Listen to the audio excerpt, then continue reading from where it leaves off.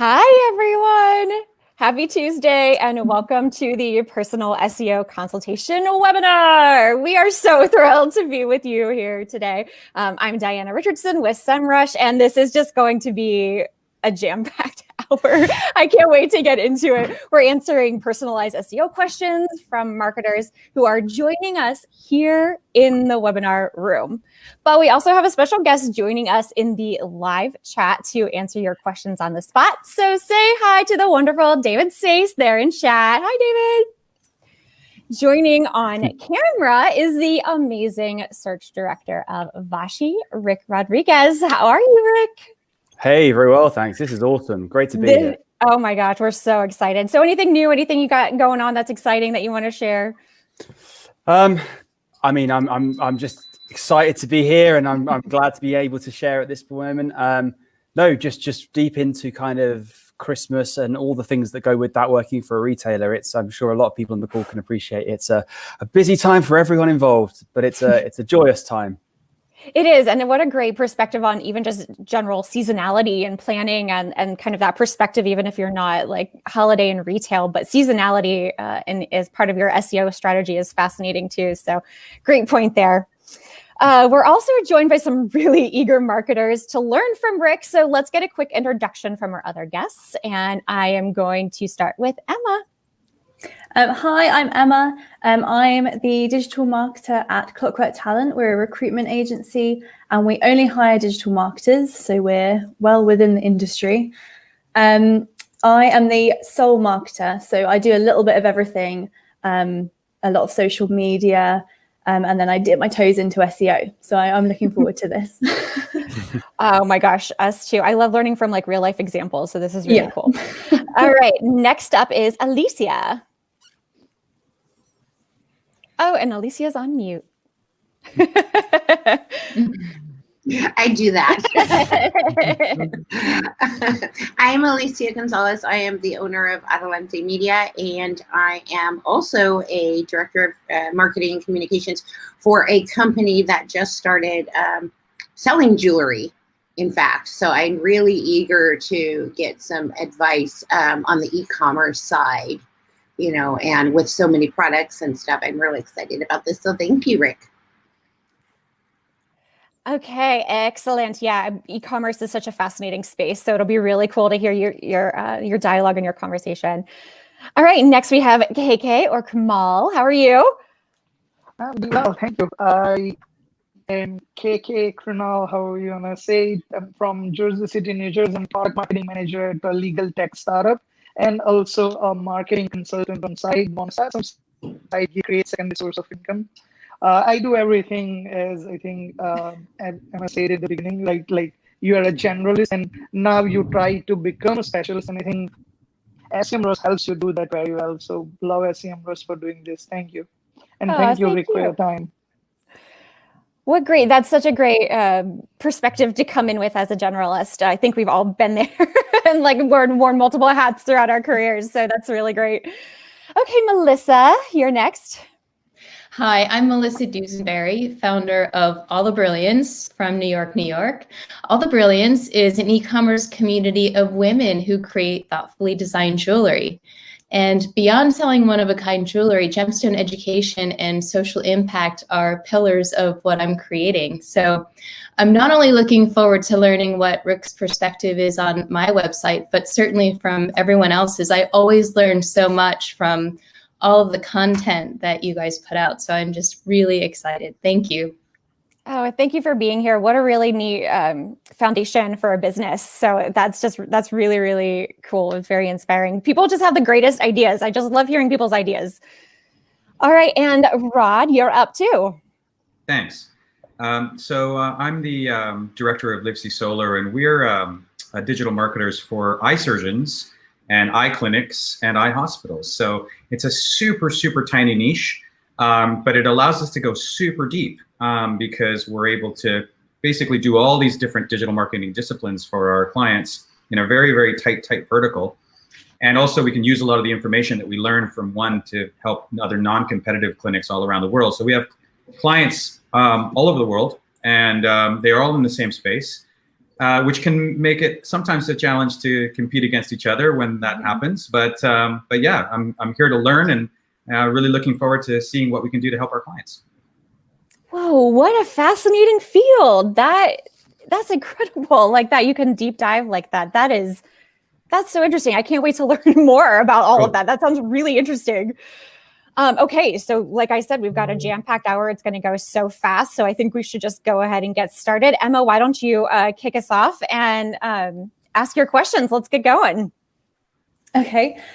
So as a recruitment company, our website, we're always adding new jobs and then taking them off and then adding new ones. We do it via a plugin. And I was just wondering, Rick, what you thought, how that would impact our SEO performance, whether Google was going to like that or not, with things chopping and changing so quickly. So I think it's a really good question. And by the way, this applies to e-commerce and products as well, I think. I think more so with this particular instance, because like jobs can be filled very quickly. In the ideal world, you have a job listing go up, the job you have someone interview very, very quickly, and that gets fulfilled very quickly, whereas you hope not to sell out a product. Well, I don't know, maybe you want to sell out products quite quickly as well, but similar challenges. So I think first things first, Google will expect, if it sees the site as a recruitment website and it can identify that through like the markups or just generally through the information you put out there. Like Google is really used to knowing what a job spec page looks like because it's got so many examples and points of references in search. It will expect a certain behavior from you. So first things first, I wouldn't worry about it. But what I guess you want to make sure you're not doing, and I used to work with a business, a confectionery business, one of the larger ones, on their recruitment side. And one of the things that they used to do is put up jobs like chocolate taster, which is an insanely cool job. I'd much rather be a chocolate taster. That just seems awesome. But like they used to do that. And because of the intrigue of the role itself, they used to get a lot of publicity around it, and media used to pick up on it. So I guess, well, it's kind of twofold. I know what you guys do in the industry. You guys do great stuff in the industry. And I know that people talk about your jobs and share your jobs and generally get engaged with them. So there's kind of 2 points. One, I wouldn't worry about the changing of the roles and just updating the fact that there's a lot of chopping changing. But I would make sure that when you're handling that properly, and if you have an opportunity to 301 redirect when you take these jobs off, and I don't know if you can do that or if that's kind of standard behavior of the plugin, but if you can, that would be the best thing to do. If you're not doing that, then I wouldn't worry too much. Like Google will figure out what's going on. It understands what a 301 redirect is. It knows what a recruitment website looks like. Okay, that's good to know. That's good to hear. So we're very small, and we're always competing for search terms, like SEO jobs, against really big companies like Indeed and Monster. I sometimes think, why do we bother trying to do that? Should we go another way or try different routes to get people onto our site? How would you approach that? How would you approach the competition? So I think there's a couple of points here.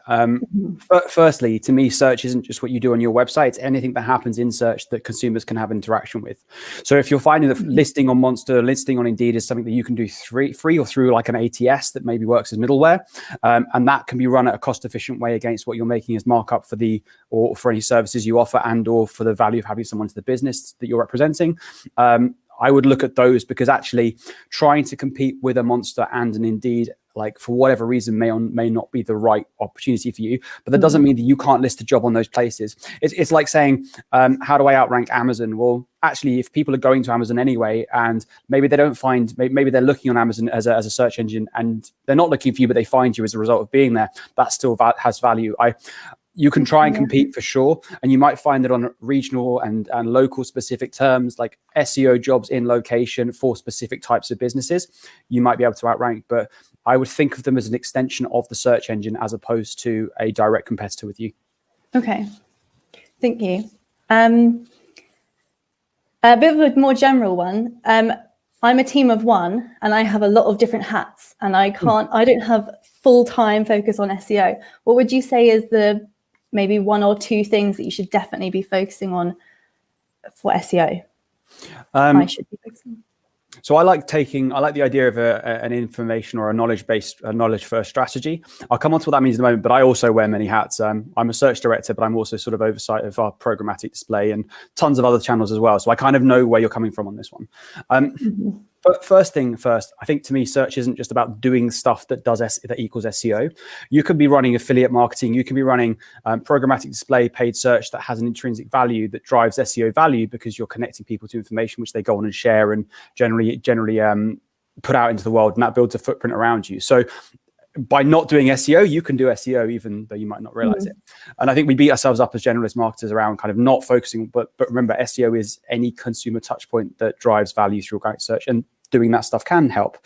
In terms of sort of to your specific question, I would focus on clarity of information. So if one of your hats is ownership of the website and just you have, let's call it the site webmaster or site optimization lead role as part of that, think about, well, okay, when we put new jobs up, how are we structuring those jobs? What information are we including? How can we increase that information so that we're providing the most data back to search engines so they can store that in the brain, the knowledge graph, and then return that back to users when they ask? That is, in my mind, as much an important part of what you're doing as all of the other great stuff you're doing around webinars and interviewing people in the industry and building kind of that network of information around you.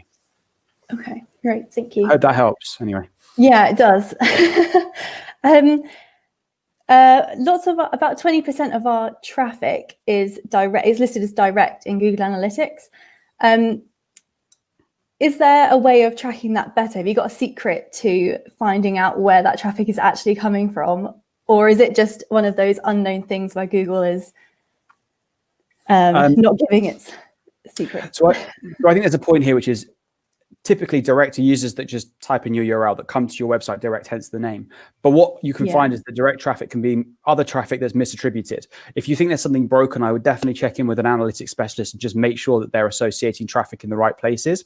But to your point, what's interesting is direct can often be the last step of a journey that has a multi-step funnel before it. So you might find a user's been hit with the display ad, then gone through to an affiliate site that's then read something you've done on a publication, and then finally through a paid search ad decides they want to engage with you and then remembers you later, and that gets you to the direct.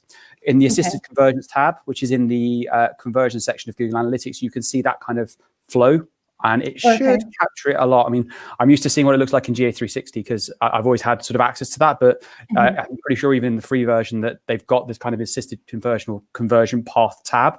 That will give you a sense of the path to conversion. So they'll still come in as attributed as direct, but direct, people have to know who you are. They don't just kind of suddenly go, I've just imagined there's probably someone called Clockwork Talent that specializes in your marketing recruitment. That should give you some insight if it's captured.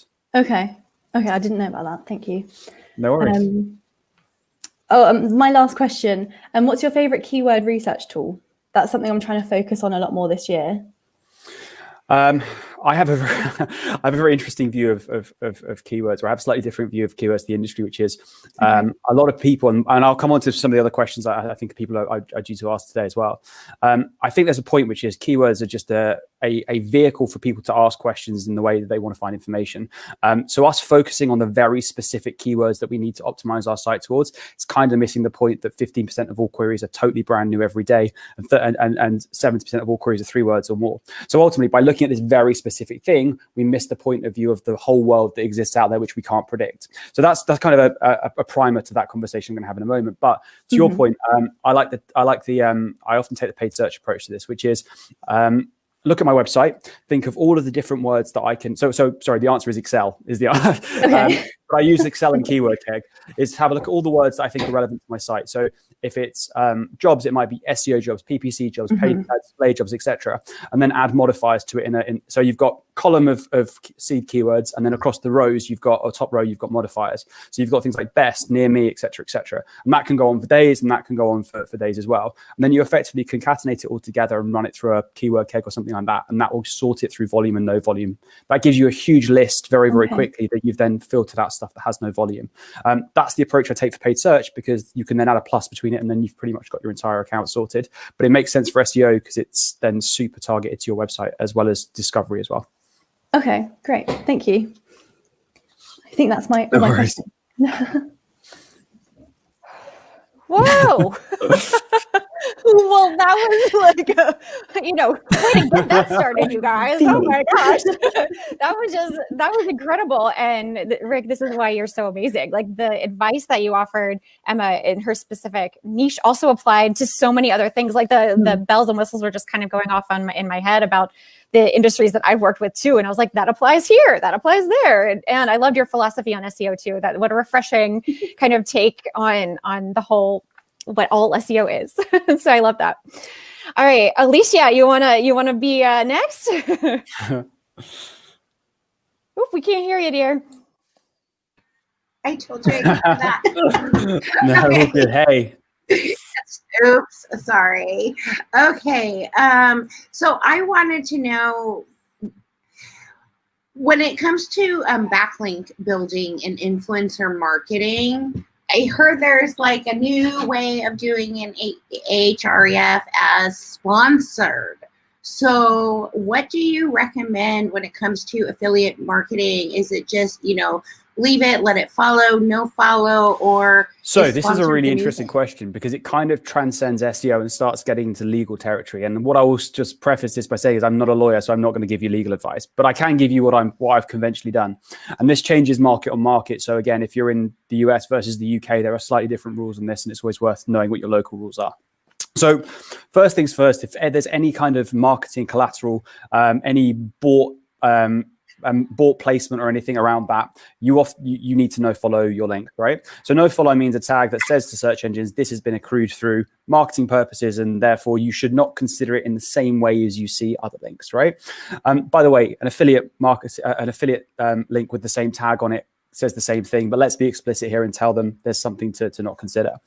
So first things first, Google moving from making nofollow, I guess, a hint, or kind of changing how they process nofollow. I think this is a really interesting thing because what you've typically seen for a long time is that you've got these massive publications that for a very, very long time have always just by default labeled any link as nofollow, for no real reason, for any time where links are seen as valuable. And if we go all the way back to when search engines, when Google became kind of this main search engine that it is, the reason that it was differentiated was because of its kind of use of the network effect, which is ultimately what links create, is documents connected to documents. And the idea being that just like in a neural network or just like in your brain, when many different things are connected to one thing and that goes on and on and on, the thing that it's connected to and the volume and sort of value of those connections can show some sort of weighting of value. I say value of those connections because actually originally it was all based on numerical data. It was number of links, but Google introduced kind of machine learning systems to make it more and more smart, which is ultimately where things like Penguin and future iterations come from. So long answer to a very, long bit of context to a very short answer.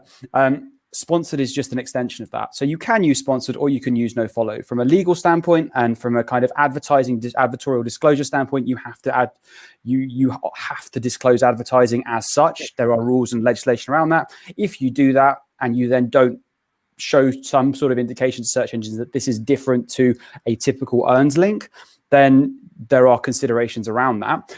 Sponsored is just a way of being really specific with that and saying to Google, actually, this is the nature of how that link was created, and that's different to other things.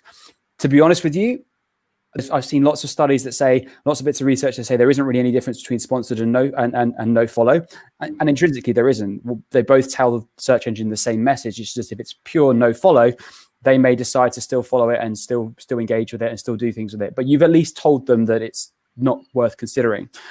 The importance of sponsored is when you start thinking about this whole point of machine learning systems. So the challenge with these big sites is that by having nofollow, Google doesn't really have any real data to go on in terms of, well, it does, but it's not very good at guessing when things aren't nofollowed and are sponsored as a result. And so if you can give it things like these sponsored links, it will create the patterns that it needs to create to assess this and to identify it better in the wild. Now, it's already assessing it very well in the wild, but it's just, to me, this is a machine learning change where actually you can use them all in any way you like, but you know, for simplicity, use sponsored or nofollow, whatever your convention is. It's more for those guys being Google to understand the sort of how to process the data behind it at scale and train the machine.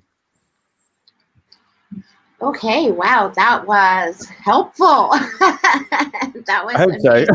so. You're so amazing. You're so amazing. I have to absorb everything you say. I always watch you, even if I'm not here. So I also wanted to know, what do you say are some best practices for businesses that have to create a lot of landing pages? So specifically, maybe like e-commerce, you're constantly doing collections and sales and whatever you're doing, and nonstop landing pages. Yeah, look, landing pages are just a part of doing internet marketing. So I think there's perhaps two things, right? There's understanding the purpose of the landing page and essentially the validity of existing, right?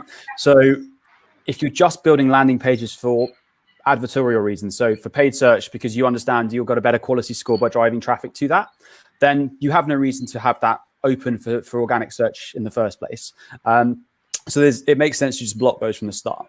If you're doing it for, let's say you have a collection, you're looking to build a collection out on your website, but the collection is a limited time collection.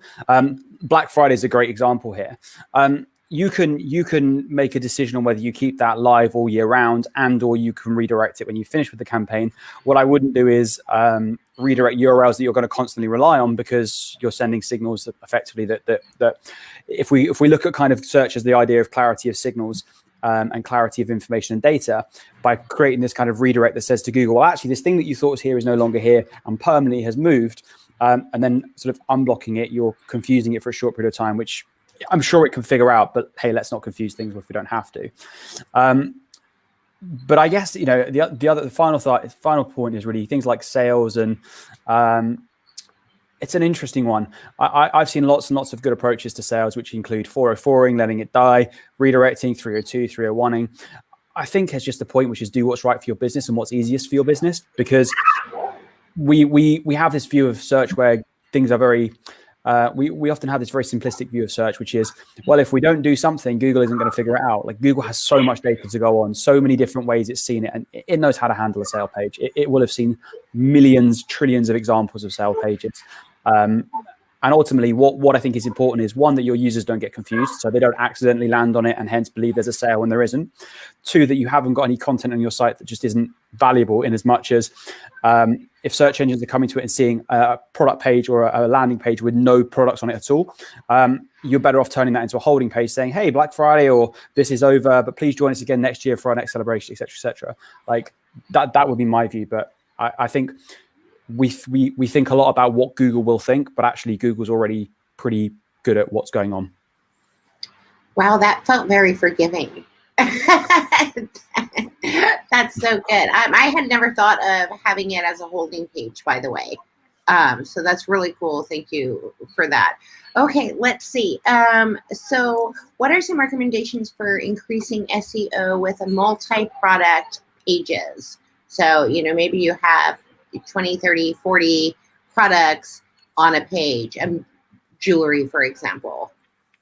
Yeah. So is an interesting one. So there's been a lot of advice around this. So do you need to have a block of text at the top of the page? Should you have content at the bottom of the page? Like, again, I think it comes down to authenticity and proving value. If having a block of content at the top of the page is then relevant to the user, and that user then goes on to buy from you because they see that and go, I have no idea what X product means or what this type of product is, and therefore you give them context, that's great, because Google's going to go, well, we've typically observed people acting in a certain way, doing a certain thing, the market is like this, and that context doesn't exist.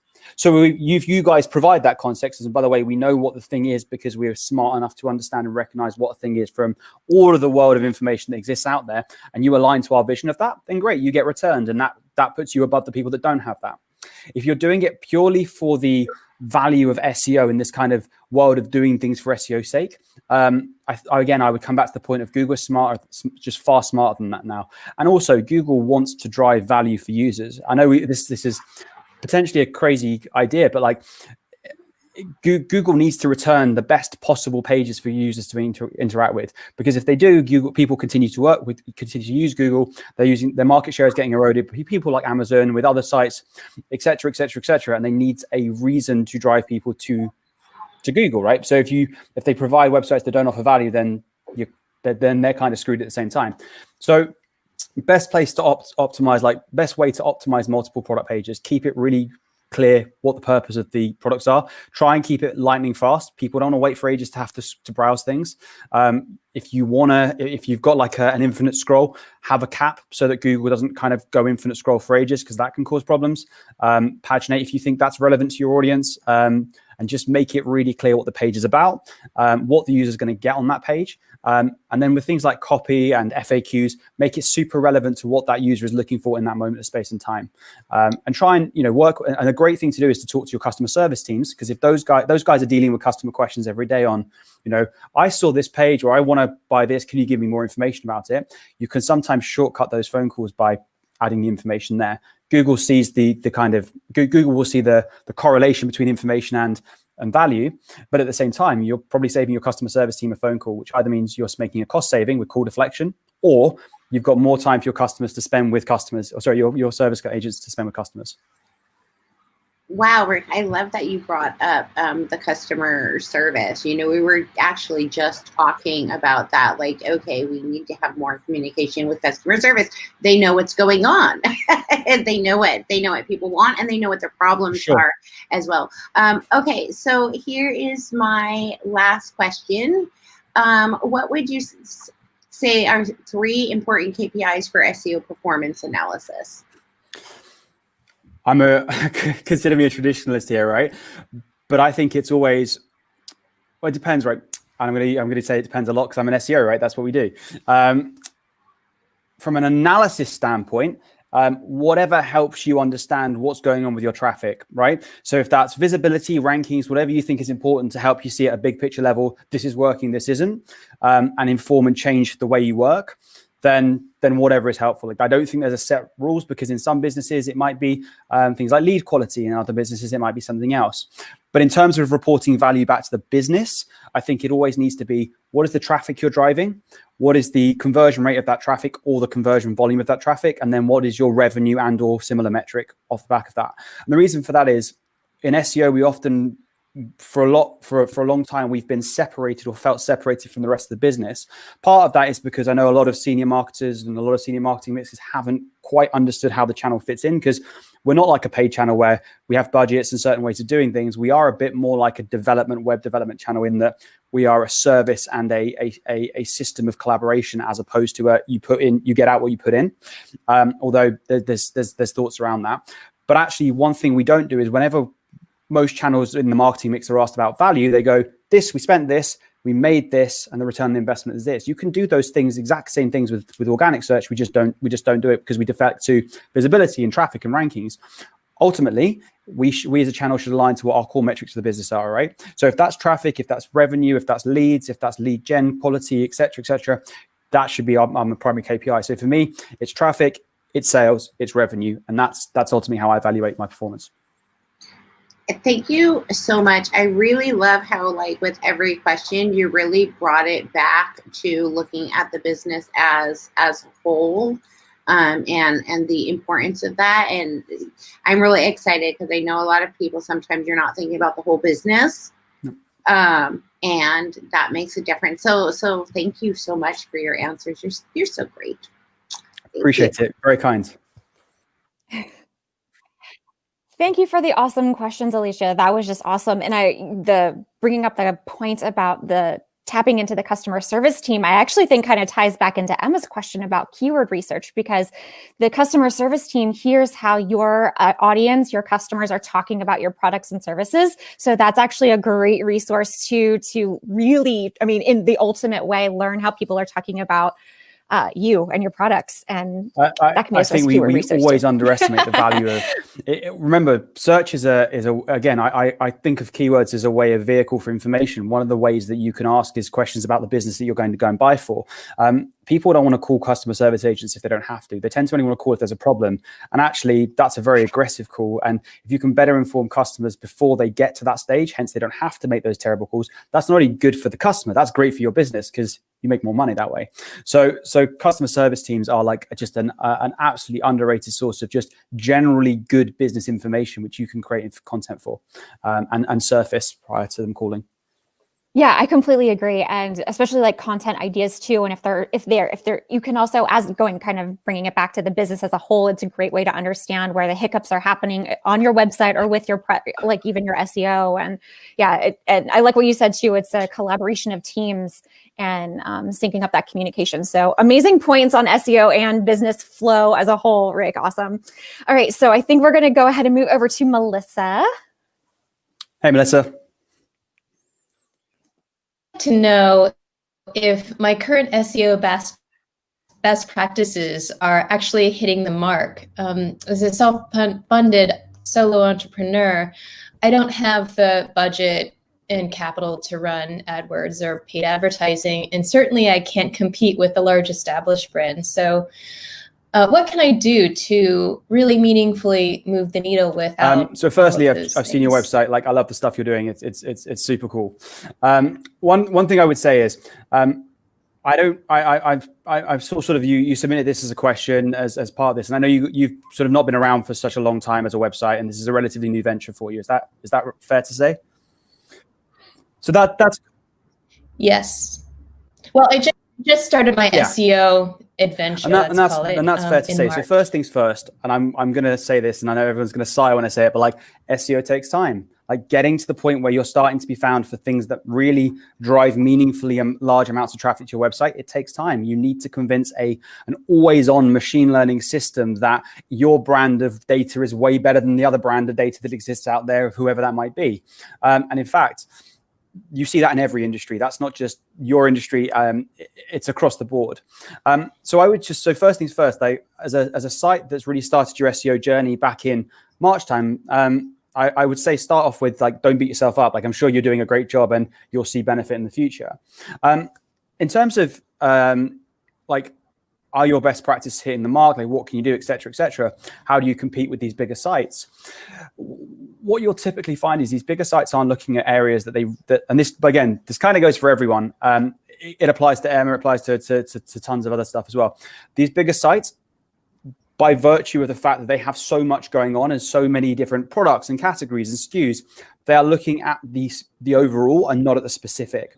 And the way you start to take market share, in my view, and there's some great data that I think it was Dixon put out over in Links that talks about, like, the volume of like information recognition within a piece of content that using the Google Knowledge Graph API. Like, that's a really cool piece of work. I definitely read that research. Like, one of the cool things that one of the things you find is that the search engine's understanding of a topic within an area isn't great, right? It's good enough for the majority of what people ask. It's the Pareto Principle, like 80% of the value is through 20% of the queries. So, like, 80% of their understanding only surfaces and serves 20% of the queries. But there's so many new queries happening every day and so many new ways of asking questions that if you can start to surface information for that longer tail, you do two things. Firstly, you win every time because no one's looking at that part. No one's got the idea of, and what might seem like a super niche idea to you. And, you know, you might put out a blog about it, or you might put out a page that targets it, and you might only get tens of users. But if you do that at scale, you do that enough. And by a scale, I mean, like, you write a blog post a day, or you write whatever you need to a day, that starts to accumulate. The second thing it does is it shows the search engine that you have a point of view that's really valid and helpful. And it starts to then grow market. It starts to then convince the search engine, well, actually, not only for this kind of tiny term should we be returning this site, but actually this slightly bigger term as well. Let's give them a go. And then as your website starts to prove value, you start to get referenced more, you start to get shared more, you get lots of happy customers share their experiences online, whether that's through review sites, through social networking, etc. You build up this network around you, which then effectively is what gives you the power to compete in these areas. And I think one thing we often forget as search marketers is this is a machine learning system that looks at trillions of data points or billions of data points a day, and whenever someone writes a query, to then find out what the right answer to users should be. And a lot of the time it's returning sites because it has all of these factors that it turns around and goes, right, I can tick this, I can tick that, I can tick that. But those sites may or may not be the right answer in that moment of space and time for that user. They're just sites that it trusts because it uses subjective data signals to return a point of view. If it can start to trust your data because it's successfully returning it and people are engaging with it, and as a result, they're talking about you on the small part, then it will start to show you on the bigger part over time. But again, I'll bring it back to my first point. It takes time. Right. I hope that's helpful. Well, you brought up something interesting, which is the blog piece. And what I found is all of my other pages are far more traveled than my blog post pages. And I do a couple of blogs a month, but I find that everything else I'm doing gets way more traffic. So I don't, I know they say, do blogs, but I don't understand the value. Like why am I doing it anymore if it's not really getting any traffic? And I think it's understanding the value of the network that you're creating around you, right? So I use the word network a lot because right at the heart of Google is this brain. It's the knowledge graph, right? The knowledge graph is a brain-like database that's Google's understanding of all different topics and how they connect together. So what you're really doing with your information is feeding into this brain and giving it something either more detailed to something it already knows about, or you're telling it something completely brand new. And so your blogs might not get traffic, but if they're helping you build that network of information around your brand and that positions you as a subject matter expert, that has value, even if it's not directly traffic driving. So two things. What you might find is that you're getting traffic to your more kind of less specific blog pages because Google has the confidence in you to return it because of the blogs. And even though they're low traffic driving, you're able to convince it you are a subject matter expert and hence you should be shown for more higher value queries and to higher traffic pages. The other side of it is to think about, well, what are the blogs doing for you in terms of like, how are they answering audience intent? Like if you're creating blogs for the reason of just having blogs because they say, like, you're right, like I wouldn't do that. But I would really think about what does your audience care about and what are the things that you want to write as a result? And I'm sure you already are, but I'm just sort of giving this as a counterpoint to the other argument. Think about like, if you've got, again, I'm going to bring it back to the customer service point, but if you've got customers that are constantly going through your site and having experiences, or you're reaching out to people via social and saying, like, what do you guys want to hear us talk about? What is a part of the industry that no one talks about? Or the other thing entirely, which is what I've just done, go through a process of learning the industry from scratch as if you've never been in it before, right? Figure out what new topics are, have a look at what information's out there. And if it's rubbish, do it better. Like that's how I would go approach writing blogs, because like that's how you work out what drives value for users. And that's what brings people to your site. So yeah, look, two things. One, the value of the blogs may not be traffic driving, but it's certainly worth having in the whole kind of sphere of building a great network around you. And then there's the other side of it is, well, actually, if the blogs aren't doing what you want them to do, have a think about whether the blogs are actually aligned to what your audience wants to read. And even if they're the right topics, are they the right format? And perhaps starting from scratch and almost teaching yourself the topic again is a great place to start because you see what's out there. Right. I've also been playing around with YouTube. I do monthly gemstone education videos and other kinds of things like this. And I always put those on my homepage. I put them on my gemstone education pieces. Is there anything else along those lines that will sort of increase the power of discoverability with search engines? And I would presume that is a good thing, because to your point about the networking piece, are there other things like that I can do, for example, on my homepage to really get people kind of on that page first, and then they can discover this other universe? Yeah, I think the value of a homepage and the role of a homepage is really interesting. And I know there's another question that someone's asked that I'll come on to about that in a moment, but as well. But I think a lot of the time we think about the homepage as the place that we always want people to land. And actually we think of journeys as this very linear thing where people start at the homepage, they figure out what they want, they go to a category page and or a blog, and then they go to the product page and all convert. And that's brilliant. Think of search as like leaves of a tree. Okay, so the tree trunk might be your homepage and it might be the main thing that you talk about. Your branches might be your category landing pages, but actually most people are accessing your site. Like the sunlight is hitting the leaves first, and then the people are moving in. So what you'll probably find is that, so firstly, putting stuff on your homepage, videos, etc., unless it's driving your value for a conversion standpoint, which by the way, it may well do, I wouldn't worry too much about your homepage in and of itself. Your homepage should be a really good reflection of your brand, your USPs, what makes you different and why, and should have key links to places where you can go and find more information just as a whole. Right. And that's good practice for any industry, for any business, lead gen otherwise. But actually from an e-commerce standpoint, like leading people off to popular categories is never a bad thing to do from your homepage. Two things, because that helps tell search engines, right, homepage is the most important page in the whole kind of hierarchy of structure. The next most important page, therefore, must be anything linked to from the homepage. Not always a watertight argument, but often it's directionally correct. The second thing is, like, just from a navigational standpoint, making people's lives easier to get to products and not overwhelming, and making your value prop really clear. That can be super helpful as well. But I would, in terms of like things like YouTube videos, again, just think about the role that YouTube might play in the customer journey. Second largest search engine in the world, YouTube, right? People go to YouTube to be inspired. They don't just go to watch, like I'm watching like Binging with Babish right now. That dude is insane. Like food.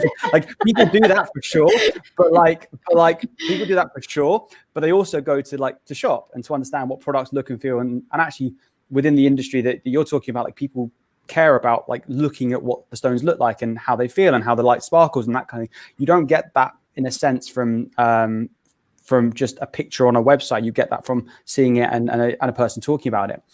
Again, that isn't going to drive traffic to your site, but what it will do is bring this kind of top of mind. If the first thing they serve on searches is gemstone this, or it could be, I don't know, recruitment that, or how do I get a job? And the thing they find is your brand, then they're going to remember that, because then when they search for you downstream and you appear maybe 2 or 3, they'll be like, but I recognize that brand. I'm not going to click number 1 because those guys gave me the information.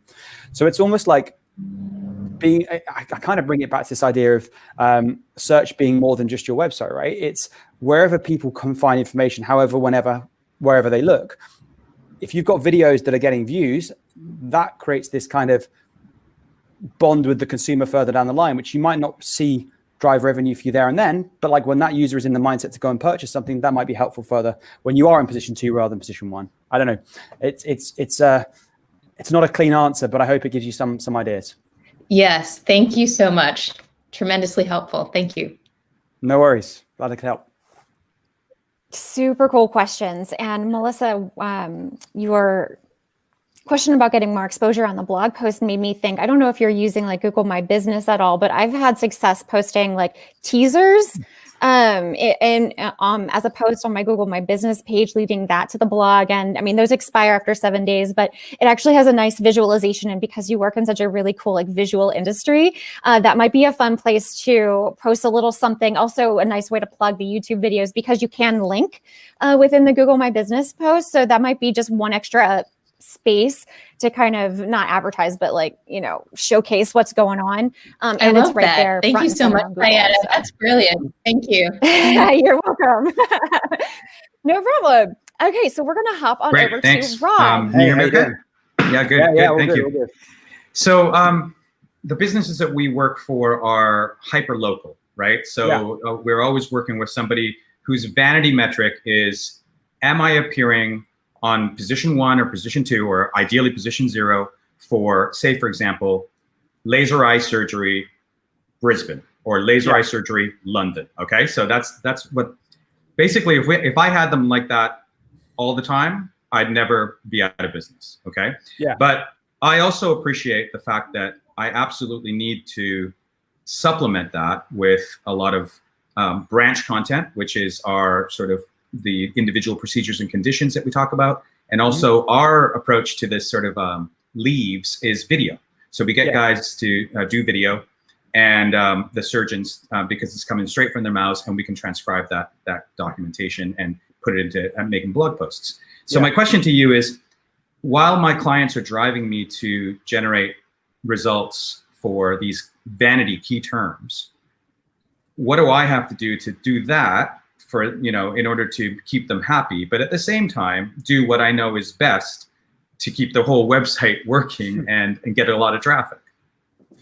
Yeah, this is a great question. I think first things first, the reason, and I'm not saying this is something you do or don't do, like clearly you do, but I think generally as a whole, the first thing you do when you're someone that doesn't know SEO that well is you Google it and you understand there's these things called rankings, and ranking number 1 is the most important thing, but no one stands and actually asks, well, what does ranking number 1 actually mean in that moment of space and time for that user? To your point, if someone's asking for that very specific query and location, if they're based in Brisbane, they're going to see a different set of results to you searching in wherever you guys are, and etc. And in fact, someone that's in Brisbane in like this street that's right next to something is probably going to see a different set of results to someone that is in Brisbane a mile away or 100 kilometers away, because that's how the systems work. It's about, particularly in these kind of time and space metrics. So I think there is a challenge in terms of all the great stuff you do for the website, and knowing that that's what drives traffic and ultimately value and revenue, let's be clear, versus I want to rank number 1 for. So first step for me is always this point around education. If you can find a number of examples where you're like, hey, you do rank number 1 for it, but like there's a very clear landing page this goes to and that's not getting any traffic, but this thing we did over here, like you might rank number 10 for it, but actually this has got thousands of keywords that relate to it. That can be a great argument because you're showing direct revenue against the value you've driven across the whole rather than a specific thing the person is looking at. That doesn't work in all times. It's just kind of part of being in the SEO industry that people have these vanity metrics. And I think the industry will move on from that at some point. But for now, like, it's still important to people. I think there's a thing, right? So I love the idea that, so there's this metric I keep talking about, which is that 15% of queries are totally brand new every day. That's a Google metric. That's something they talk about a lot. There's a Think with Google post, I'm pretty sure, that has that. So first things first, by focusing on vanity metrics and saying, hey, you want me to focus on this one keyword here that drives this. By doing that, I am shutting out my focus from 15% of search, right? Not only 15% of search, but 15% of the highest converting, highest revenue driving part of search, because that's the long tail, almost exclusively and almost certainly. So that's the first point, okay? Like, we can do it, and it will take us time, and that's great. But I don't know if it's going to make you money. This might not make you money at all. And I'm going to shut out all the stuff I know makes you money. That's the first, I guess that's the first argument. The second part then is really just understanding and linking all the great work you do over here to this idea of the goal of the thing that you're trying to achieve over here, which is trying to optimize and beat a competitor or compete with loads of other sites, whether that's in our local pack, whether that's in the search results. That's going to take time. That's going to take building this network of signals around you. If it's a local query, like I love this example.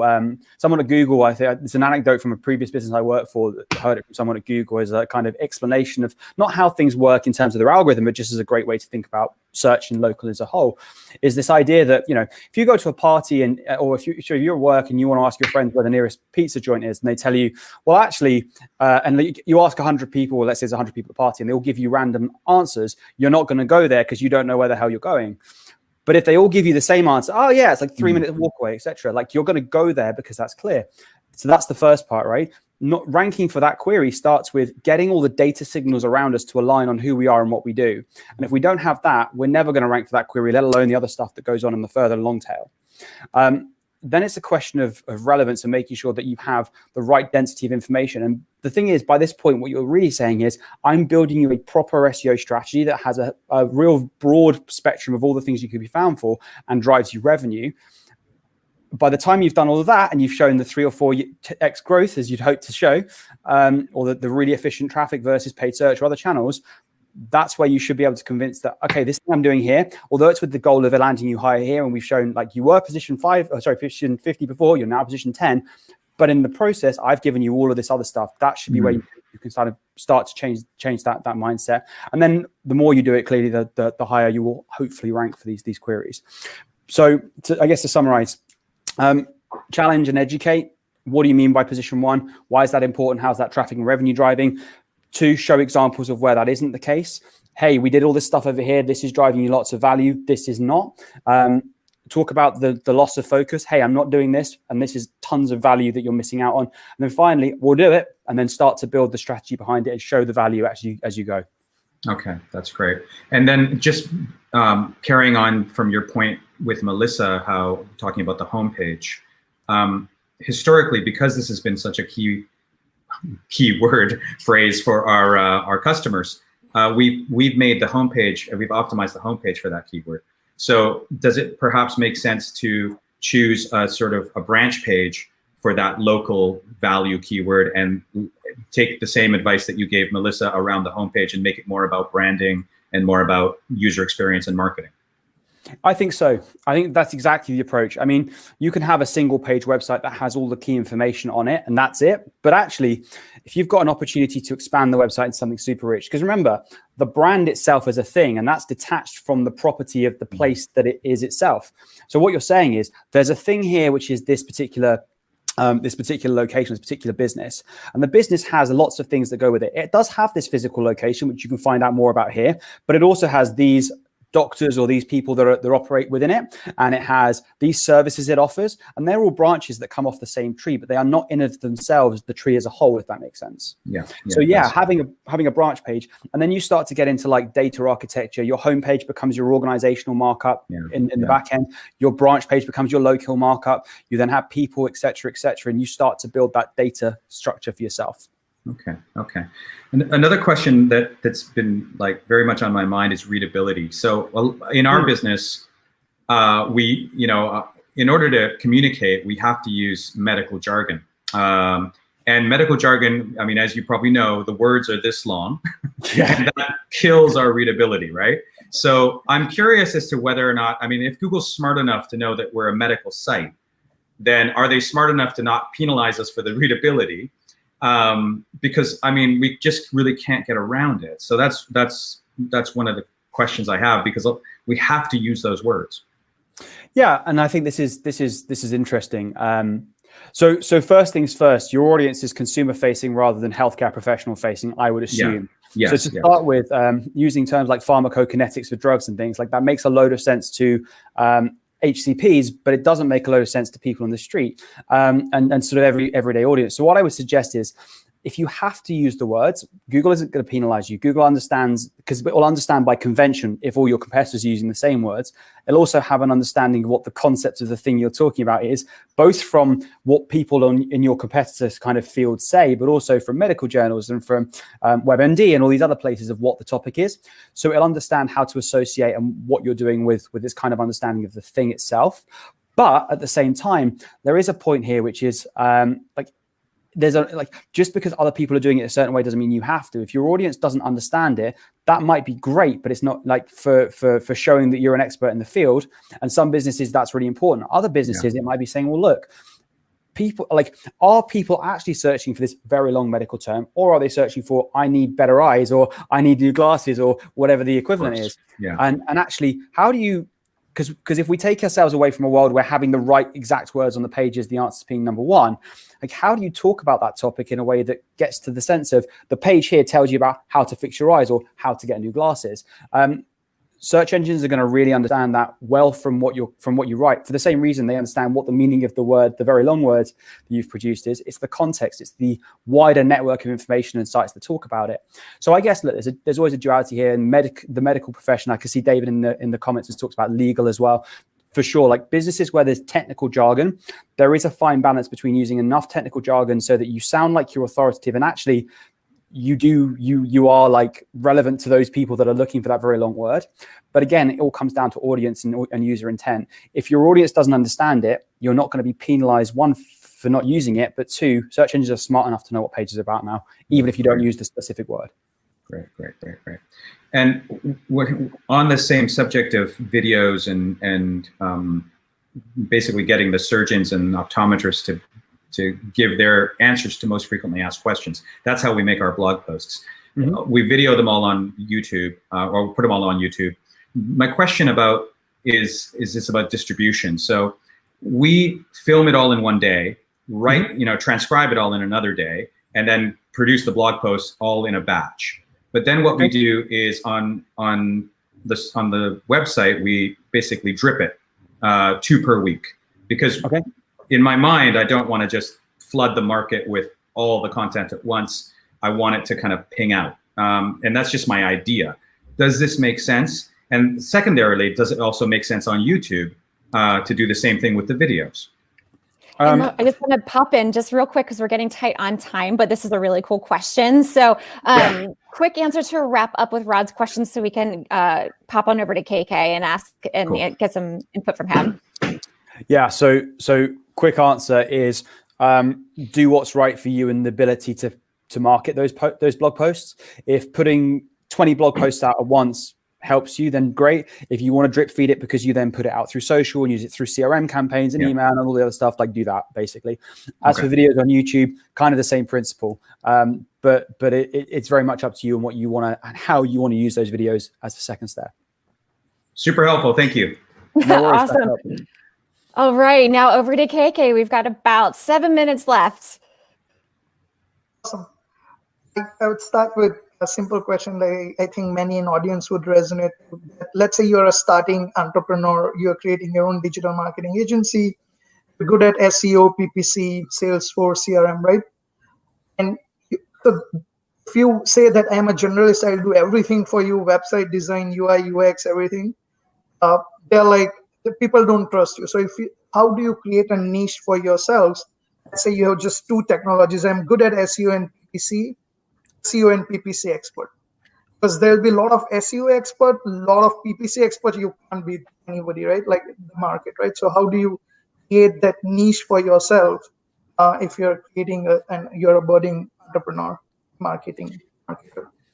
So I think this is really more of a lead gen sales question rather than a particular marketing question, but I think it's a really interesting one. By doing these kind of things, by having a point of view in the industry, by being recognized as someone that has interesting things to say to other people and helping people. And it's not just about doing work pro bono, it's also just being seen as someone that has an interesting point of view and building up some sort of trust and credibility within the world you're in. Like starting a business in any industry, whether it's SEO or otherwise, like if you want to be the world's best sneaker salesperson, then you need to have a reputation for creating and selling fine sneakers.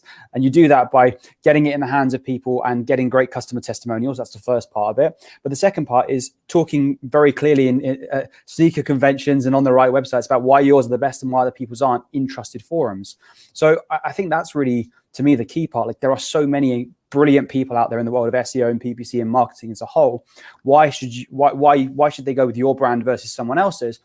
It really comes down to you and what you're trying to sell and what your market differentiator is, but actually how you show that through the way you conduct your own marketing.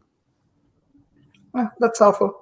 SEO question: like, how do you beat competitors' website which has higher domain authority, and when your client website, who is up and coming or a very small practice with very low domain authority, less backlinks, and Google is it's always gonna penalize you. It's gonna rank them higher because they have higher backlinks, better, higher domain authority, so on and so forth, right? So like, what would you do to help get that higher domain authority, apart from doing all the fundamentals like on-page SEO, off-page SEO, backlinks, blah, blah, blah?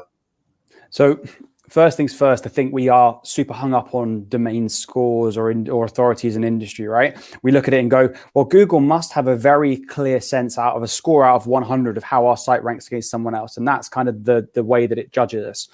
The thing is, page rank and the idea behind it, which is just the number and volume of connections within the network that point back to your site, like that's not a score out of 100. I know it was a score and it was a score out of 10. But the idea being that sites that have lots and lots of citations, I use the word citations because it isn't just links anymore, it's mentions and connections and points of people pointing to you. Like that's great, but you've got to remember that search engines are way smarter now than they were back in a long time ago. The reason they're so smart is because we as an SEO industry went, well, okay, we realized that if we can build tons of these connections to our site, we get to go higher up the search results. So Google went, well, okay, how do we address that? Like, how do we fundamentally understand what a page is all about and therefore use that in our determining factors? I think there's a thing here, which is we think of search as a kind of single thing, which is it's all about ranking. Actually, search is a multi-layered, multi-value system where you have crawling, which is going out and finding information. You have parsing, which is then understanding what that information, those documents are about. You have indexing, which is storing that information in a way that's meaningful so it can be returned. You have querying, which is working out what that user wants in the moment of space and time in a way that's meaningful and assessing that against the information that you have. Finally, you have serving, of which ranking is a small part of it. You've got this whole world of processes that happen.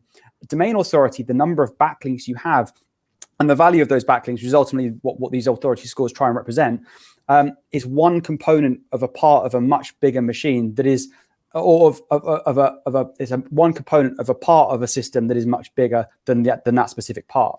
So how do you beat competitors? You have to genuinely show that you're a subject matter expert. And that's done through having the footprint around your business that really determines you as such. It's not just about links. It's about going out and, to your point around marketing, how do you get people in the industry or how do you get clients to want to work with you? You go out, you show the business, you show the world that you've got a point of view. It's kind of the same for search. If people don't trust you, search isn't going to trust you. And you generate that buzz, you generate that critical mass of connections around you in kind of the similar way. So I wouldn't say it's about domain authority per se. I would say it's about creating amazing, useful information that people really love. I would say it's about having a great technical foundation that engages and excites and inspires, and then building that network of signals, that footprint around you, whether that's links, whether that's content, information, publishing, whatever, that positions you as a subject matter expert. But ultimately, it's about filling in the data gaps that search engines don't have so that, one, you're not just an answer, you're the answer and the only answer that's returned. Last question is, what's the best strategy for you as a business if you're a one-person business to get high-paying clients?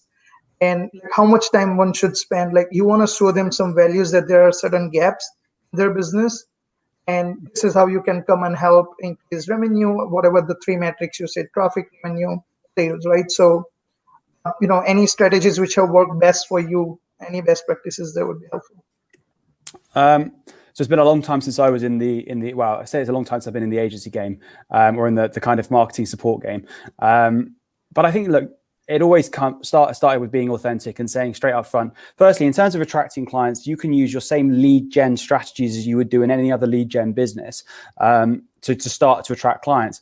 Webinars, you can use CRM, paid search, paid social, videos, like you name it. That's about attracting interest. You can nurture and grow those leads in the same way that you would build any sales pipeline and then move to close. But I think it's all about being authentic. What I've realized of a few years of work in the marketing industry is, if you're honest with people and you say, look, I can't get you to this, I can't do that, but what I can do is drive more revenue than you're getting today, or I can bring my expertise to you, I can give you this point of view which you don't have before. Like, if that's not what you're looking for, then that's okay. Like, I'm not going to hold it against you and you shouldn't hold it against me, but I can give you this value in this way. Like, that's always worked for me. And look, some people want the silver bullet. They want like the kind of the one-stop shop to like stardom, so to speak, in terms of they work with a partner and that's it. But in reality, businesses have to work really hard to get there. And if you're a realist, I just found that being a realist and saying to the business, look, I found there are these problems with your website. If you fix those problems, I don't know if it's going to get you to number 1 for this keyword, but what I do know is that you're going to end up exciting your users. Your users are going to be able to interact with your site in a better way. You're going to make more money because it's a lot faster, or they don't have to hang around for as much time, or it's clearer information. And then as a result, if they are happy, successful customers, they'll go out and talk about your business, and that will be a self-fulfilling cycle. That's how it would work with SEO. With paid search, it's, look, your accounts need work, like, or you're missing this important criteria. Or if it's paid social, this creative doesn't work. Or if it's CRM, like your database isn't great. Like there's ways you can talk about it, but I guess it's about not promising the world, but showing how you can add real value to the business, whether that's consultative or whether that's specifically you have a problem and I can help you in this way. And that's it, right? Just be a realist, be honest, and be authentic. Thank you so very much for your time. I appreciate all the insights. I love the be a realist perspective. And I found in my agency days too, like the more kind of honest and direct you were with the clients, like that, it really just helps strengthen that relationship. It really just helps set everyone on the same page, like kind of from the get-go. And then you're having kind of like fewer battles in the future when the communication, positive or negative, is like honest and real, like right from the start. So I know we're a little bit over time. We have one question from chat that I wanted to ask you, Rick. It is from Natalia. Sure. She wants to know, would you recommend using Google Ads for each product to increase SEO, or just to the home landing page? So for like a jewelry, and this is like an e-com example, for the jewelry example, do you recommend creating ads per necklace or ring and lead them right to the product to help build conversion rate? What would you recommend? So I think detach paid and organic for a moment. There is a point of view of, if you sell a lot of stuff and you have lots of happy customers and they share their experiences online, that gives you this critical mass of value that you can then grow from. But it isn't run ads equals better SEO. There's a kind of a customer experience process and a sales fulfillment and a conversion process around that. So that's one thing I would just say. In terms of paid search strategy, look, it depends on every business. But to me, if you're an e-commerce site and you have products and you're not running shopping ads, like run shopping ads. Make sure your feed is getting plugged into that merchant center.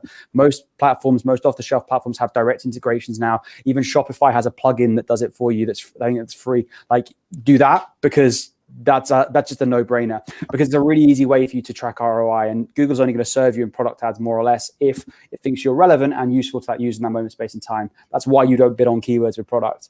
In terms of text ads, it really is up to you. Like, if you're getting what you need out of shopping, then do shopping. If you want to run text ads on top and you can drive it to an ROI positive state, then do that too. It's really up to what your revenue ROI targets are, what your margins are versus COGS, what you can afford. Like, it's a super long question to sort of unpack. But I would say running ads, selling more necklaces, selling more shoes, selling more, recruiting more people. If people end up being happy customers, selling more eye care. I don't know, like I'm trying here. But like, if you have happy customers and those happy customers go on and share their experiences, like, forget SEO. That's just good business in the first place. I'm hearing you kind of say basically test. and see. And if, you know, PLA and shopping are being successful here, then great, but test text ads here and see if that works. And if it doesn't, you don't have to do that anymore. It's not an avenue you have to pursue. So that's kind of what I just learned from you. And that's the beauty of paid search. As someone that's kind of come into the paid search world, I did it a few years ago. I'm now relearning it again. Like, that's the difference between paid and SEO. SEO, you need to focus. You need to constantly be driving value. With paid search, you can try it and you can go like, this isn't working for me, switch off. Or this is really working for me, push harder. Like, you have that. The keys in the name, like, it's direct response. You can build that. Yeah, I love that. And I love that the nuggets that you learned from paid search can influence your SEO strategy too, because now you still have a better understanding as to user behavior and what is resonating, which isn't. And then you can incorporate that into your brain when you're working on SEO. Okay, so sorry, did you have something to say? If you have the budget and the ability to spend it, like, run a few DSAs, right? Dynamic search ads, run them on some pages you're not sure about. Get a sense from Google what the page is about and what it thinks the page is about. 2 reasons. 1, it will feed your exact match campaigns that then make them more efficient. You can either choose to run through create more efficient negative lists and or better exact match campaign targeting. But at the same time, you can then go, well, if this page is absolutely not what I think it's about, maybe my content of the page is wrong. Maybe I need to refocus that. That's only going to help your SEO, because you're going, well, Google thinks it's this, but actually if Google thinks it's that, do users think it's that? And that's a problem if it's not. What an awesome pro tip. That's such a great way to tie the two in together. Thank you for that. So yeah, again, we're a little bit over, but oh my gosh, thank you guys. Thank you for our crew here in the webinar room for such smart questions. That was a fascinating conversation today. I really wish we had more time to talk, because I think we really could chat like all day long. Rick, thank you so much for that amazing insight. Like, oh my gosh, I can't wait to watch the replay and like absorb it, where I can just watch. Oh my God, that was so interesting. So yeah, thank you. I'm so sad that we have to end it though. I hope everyone has a just wonderful rest of your day. Please continue to stay safe, and we will see you soon. Bye, everybody. Thanks, everyone. Thank you. Thank you. Thank you, Rick.